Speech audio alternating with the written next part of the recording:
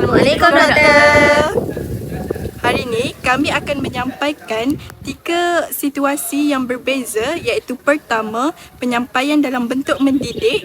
Yang kedua ialah memujuk. Dan yang ketiga, penyampaian melalui perbincangan. Selamat menyaksikan doktor.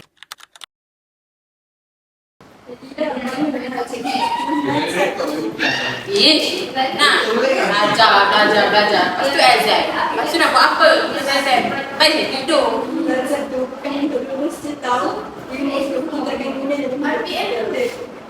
Anak lah. Saya tidur je. Satu tambah satu berapa? 2, cikgu. Okey betul. 2 tambah 2?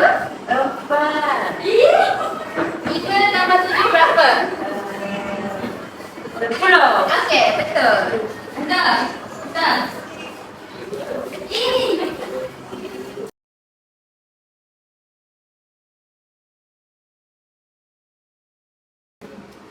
Apa kamu boleh cakap ni? Cikgu dengar lah. Markah tu penting, kamu tahu tak? Kita bukan saja belajar, tapi kamu juga belajar tentang cara nak bertindak, apa semua tu. Jadi fokus time cikgu mengajar. Okey? Baik, cik. Aduh, mana ni?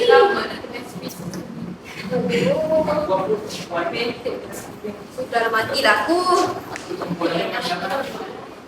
Kenapa ni Farah? Kenapa sedih? Jangan nak nangis Farah. Minta buat buku. Alah, kenapa? Kat mana?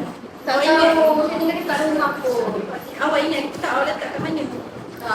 Kita cari dah tak jumpa. Dah tak apa, jangan sedih-sedih. Kau sedih. Saya yakin Dr. Just tak marah. Farah, macam mana ni? Minggu depan kita dah kena tentang subjek keterampilan berbahasa, subjek Dr. Jas. Bila kita nak mulakan tu? Kita boleh mulakan sekarang tau. Kita bagikanlah tugas antara satu sama lain. Bijak juga. Boleh? Apa kata mulakan dulu? Saya nak pendahuluan dan juga kesimpulan. Awak Faihan? Kalau saya ambil fungsi dengan peranan dia lah. Kalau saya uruskan bahagian rujukan, boleh ke macam tu? Boleh. Kalau macam tu, kita dah mencapai kata sepakat ke? Ya, Yes. saya setuju. Jom kita mulakan sekarang. Jom. Mulanya, setiap situasi mempunyai tujuan yang berbeza.